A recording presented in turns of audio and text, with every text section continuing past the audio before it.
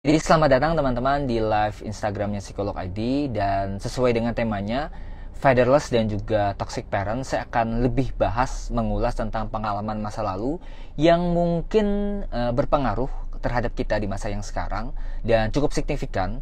Salah satunya adalah tentang kehilangan sosok ayah, ataupun mungkin figurnya ada, orangnya ada secara fisik tapi tidak secara emosional. Nggak pernah ngobrol, kemudian seperti ditinggalkan. Walaupun dalam beberapa waktu itu bisa wajar, tapi dalam jangka waktu panjang kita seperti nggak dapat support, nggak dapat emotional needs. Jadi kita kan nggak cuma butuh kebutuhan fisik ya, seperti makan, pakaian, tempat tinggal, tapi juga butuh kebutuhan psikologis. Butuh diajak ngobrol, butuh diberikan cerita, butuh diberikan keberanian, butuh diberikan keyakinan dan segala macam. Nah, itu akan dibahas sekarang. Oke. Saya ke slide kedua ya. Ini nge-slide-nya agak-agak jeda ya, teman-teman. Oke.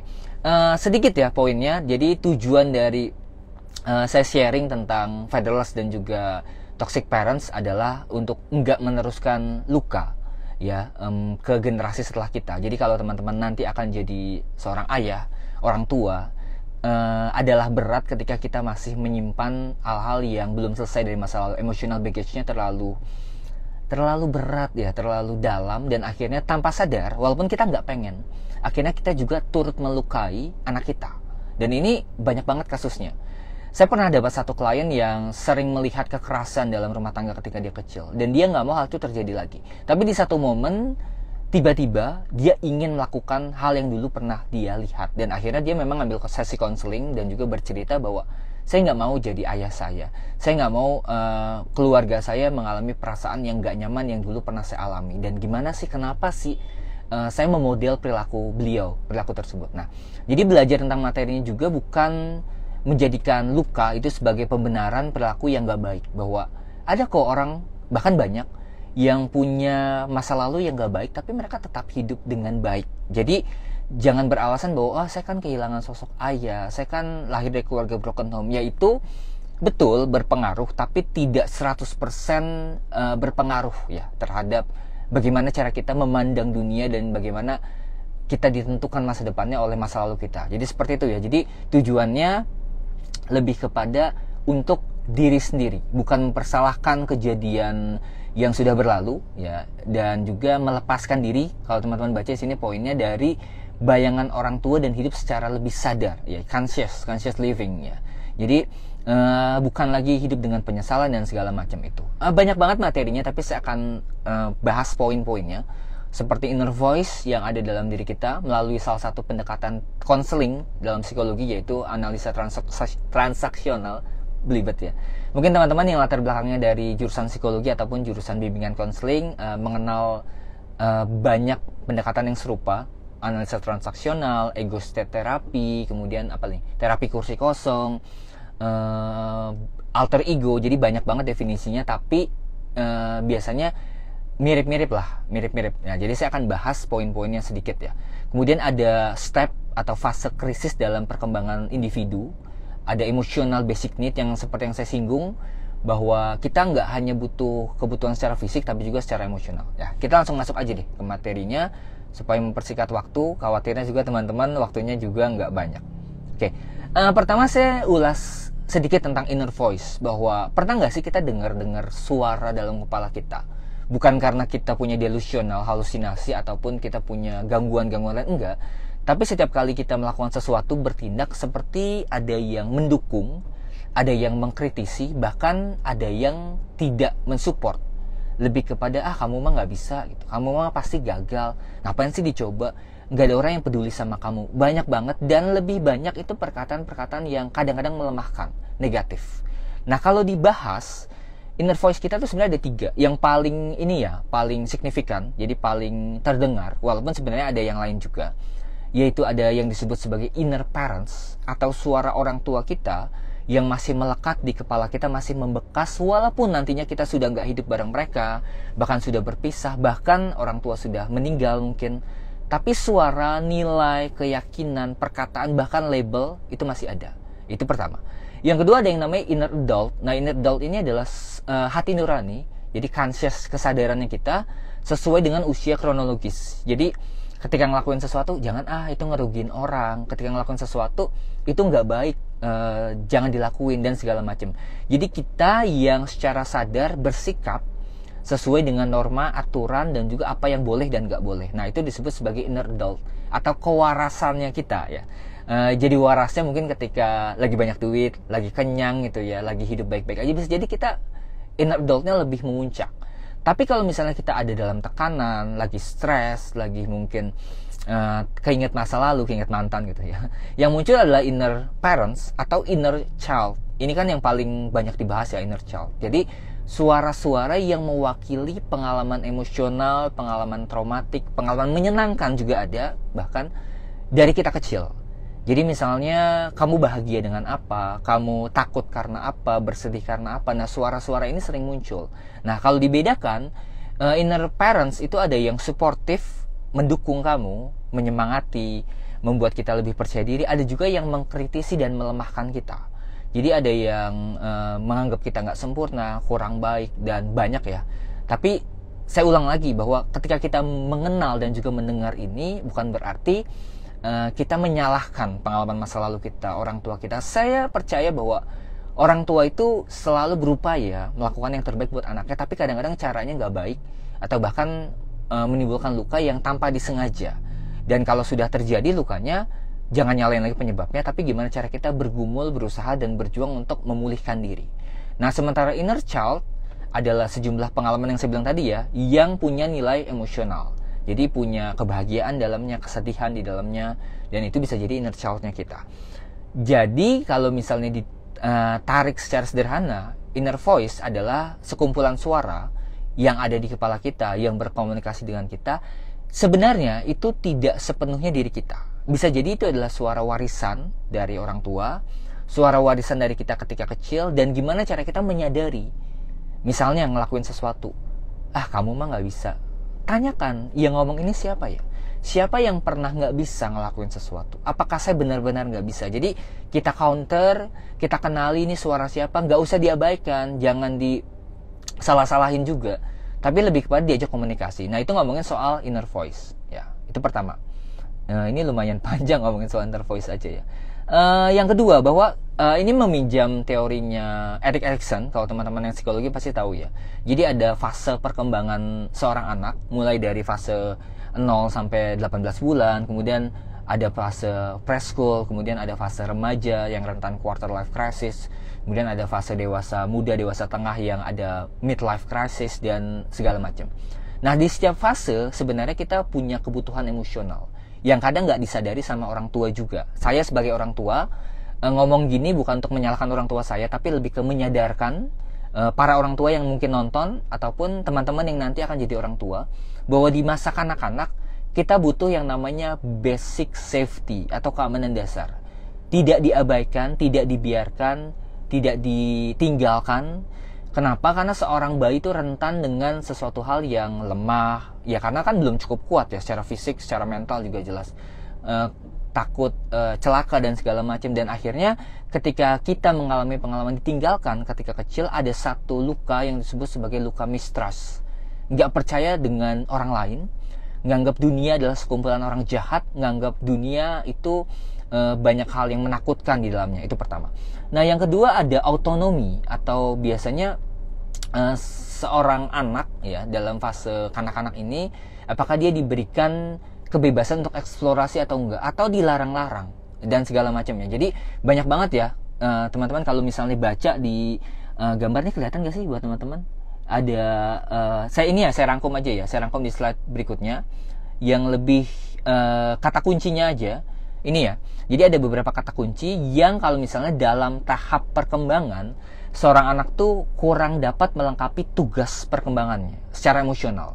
Jadi dia akan mengalami beberapa perasaan. Contohnya tadi ya yang saya sempat singgung, mistrust atau perasaan nggak percaya, perasaan takut, perasaan nggak aman, dan segala macam. Yang kedua adalah shame and doubt. Jadi dia itu merasa malu, ragu-ragu kalau bertindak. Nah, ini ngomongin soal otonomi tadi.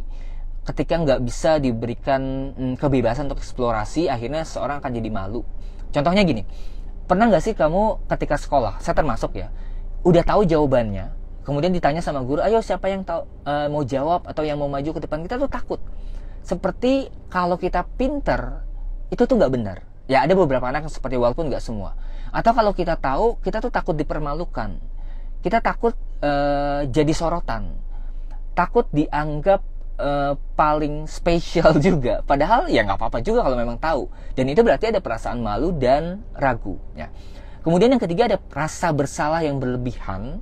Yang keempat ada inferior atau perasaan rendah diri. Dan ini berkembang di masa-masa sekolah ya. Jadi biasanya seorang anak akan merasa rendah diri yang tadi saya bilang. Kemudian merasa nggak cukup baik karena ketika sekolah dia nggak dapat bukan pengakuan akan prestasi, tapi lebih kepada apresiasi terhadap apa yang sudah dia lakukan. Walaupun mungkin nggak perfect, walaupun mungkin tidak yang nomor 1, tidak dapat peringkat paling tinggi, tapi setidaknya ada apresiasi bahwa kamu tuh sudah berjuang, kamu tuh sudah berusaha semampu kamu dan hasilnya apapun diterima. Dan itu penting banget loh untuk seorang anak. Saya belajar juga mengapresiasi karena menurut saya itu penting banget. Apalagi buat orang-orang yang suka sama afirmasi, ya afirmasi positif, sangat ini banget sih, sangat penting banget buat kita dapat keyakinan, apalagi dari orang tua ya, dalam fase kecilnya, dalam fase perkembangannya itu. Kemudian yang terakhir, kalau ngomongin soal remaja, berarti ngomongin soal quarter life crisis dari usia start 14 sampai 21 tahun. Itu ada yang namanya role confusion atau identity, penemuan jati diri. Ketika kita nggak bisa menemukan kita tuh mau apa, mau kemana, rujukannya kurang tepat, tidak dibimbing secara baik, dan akhirnya kita mengalami kebingungan identitas. Lebih gampang dipengaruhi, lebih gampang disalah-salahin, lebih gampang mengambil perbandingan dari orang lain. Kok orang lain lebih sukses ya dari saya? Orang lain lebih bahagia dari saya. Padahal kebahagiaan itu kan tolak ukurnya beda-beda. Dan perjalanannya pun beda-beda. Dan akhirnya di fase yang kelima ini ya, di remaja akhir sampai dewasa awal, kita mengalami miss bahwa kita nggak tahu kita mau nyari apa, kita nggak tahu kita mau kemana. Dan itu ternyata pengaruhnya panjang ya teman-teman ke dalam fatherless dan juga yang saya bahas tadi ya, ada toxic parents-nya ya. Jadi ada 4 poin, ini berdasarkan salah satu buku dari Susan Forward ya, kalau teman-teman bisa baca nanti tentang toxic parents, bahwa ada 4 poin orang tua yang bisa meninggalkan atau memunculkan luka. Saya ingatkan kembali, ini bukan maksudnya untuk mempersalahkan orang tua kita, tidak sama sekali, tapi lebih kepada mengingat bahwa bagaimana cara saya diperlakukan dulu, apakah ada hal yang perlu saya lepaskan, saya terima, saya kelola, kemudian supaya saya tidak jadi orang tua yang meminimalisir lah setidaknya luka yang bisa kita munculkan ke anak kita nantinya atau ke saudara kita. Yang pertama ada inadequate parents atau orang tua yang tidak kompeten, belum dewasa, dan kemudian akhirnya memunculkan seorang anak yang tanpa sadar dewasa lebih cepat. Jadi inadequate parents itu biasanya walaupun nggak selalu ya, untuk suami istri yang menikah terlalu cepat, belum matang secara finansial, belum matang secara emosional, akhirnya anak-anaknya disalahin, kamu tuh nggak bisa nurut ya, kamu tuh nggak mengerti papa ya, nggak mengerti mama. Padahal ya mereka anak-anak gitu, anak-anak yang memang belum memahami secara kognitif, belum siap gitu ya. Dan inadequate parents juga bisa terjadi sama orang tua yang suami istri yang menikah mungkin karena dalam tanda kutip ya kecelakaan, married by accident gitu, kemudian paksaan ketika menikah dan banyak hal lainnya. Jadi ketidakdewasaan secara mental, secara emosional dan secara psikologis itu mempengaruhi cara kita mengasuh dan bisa memunculkan luka. Bisa jadi dulu orang tua kita seperti itu, bukan maunya mereka menikah dan punya anaknya terlalu dini, terlalu cepat. Karena butuh persiapan loh teman-teman untuk punya anak. Kita nggak ngomongin soal anak itu rezeki atau anak itu berkah karunia. Ya betul, saya akui itu. Tapi jangan lupa bahwa teman-teman perlu persiapan untuk mengasuh dan mendidik. Perlu persiapan secara pengetahuan, penting. Perlu persiapan secara finansial. Karena kekurangan ekonomi ketika mengasuh anak tuh nggak enak loh teman-teman ya, percaya sama saya gitu ya. Dan kekurangan kemampuan, kesabaran dan segala macam itu akibatnya juga dampaknya signifikan gitu ya. Yang kedua ada the controller parents, yaitu orang tua yang terlalu memaksakan kehendaknya kepada diri seorang anak, memaksakan mimpinya, bahkan menggunakan perasaan bersalah, playing victim untuk buat anak tuh seperti termanipulasi, seperti buat dia tuh tunduk atau nurut. Ya tadi yang saya bilang ya, kata kuncinya, kamu tuh buat mama sedih ya, kamu tuh nggak nurut ya, kamu tuh bandel ya. Padahal anak ya explore gitu ya, nggak serta merta bandel gitu ya, tapi mereka ya melakukan apa yang mereka ingin lakukan saat itu. Tapi ada beberapa orang tua ya, termasuk saya juga, termasuk mungkin teman-teman yang sedang mendengarkan ini nantinya, yang kita tuh mau semuanya tuh dalam kendali, in control, dan akhirnya jadi masalah karena terlalu mengontrol anak itu. Yang berikutnya ada addicted parents, yaitu orang tua yang masih punya kebiasaan yang nggak baik dan akhirnya terdampak kepada cara dia mengasuh. Seperti misalnya dia punya kebiasaan mungkin drugs, alkohol, seks, kemudian judi, berhutang dan segala macam. Dan walaupun sebenarnya baik sosoknya, tapi karena kebiasaan-kebiasaan ini yang belum teratasi, pengaruh dengan cara dia memperlakukan anak. Dan yang terakhir adalah abuser parents, dan sangat disayangkan kalau misalnya mengalami hal seperti ini, walaupun ada beberapa. Saya juga adalah seorang personal therapist, family counselor khususnya, jadi banyak banget dengerin kasus tentang kekerasan rumah tangga yang seharusnya nggak terjadi. Dan kalau dilihat, memang ada beberapa orang tua yang nggak bisa menahan emosinya, nggak bisa menahan ucapannya, akhirnya ngomong kasar, berperilaku kasar, bahkan menggunakan hukuman secara fisik. Dan itu kalau kita perhatikan, mungkin sekali dua kali, tapi dampaknya itu bisa trauma itu kan tersimpan, bahkan tersimpan sampai dewasa. Nah itu ya beberapa perilaku yang bisa memunculkan luka-luka yang tanpa sadar kita alami ya. Penyebabnya banyak ya, mungkin teman-teman bisa screenshot aja ya, saya nggak akan bacakan satu-satu, tapi poinnya aja. Ada gap antar generasi, menganggap generasinya paling baik. Ini banyak banget fenomena seperti ini, padahal setiap generasi itu punya perjalanannya masing-masing dan beda-beda pasti. Yang kedua, kenapa seorang orang tua bisa jadi toksik? Karena masih menyimpan luka di masa lalu ya. Dan yang ketiga, ekspresi atau persepsi yang berbeda dalam memandang segala sesuatu. Itu bisa jadi akarnya ya, akar problemnya. Itu sih, ini lumayan panjang ya penjelasan saya. Dan sebenarnya pembahasan tentang toxic parents, toxic relationship itu pernah kita ulas juga dalam sesi live yang gratis. Setiap bulannya ada. Jadi teman-teman yang belum tahu, setiap bulan kita ada event Zoom. Teman-teman bisa ikutan secara free, tapi biasanya terbatas hanya untuk 50 orang saja. Dan 2 event ini sebenarnya sudah lewat, yang toxic relationship dan toxic parenting.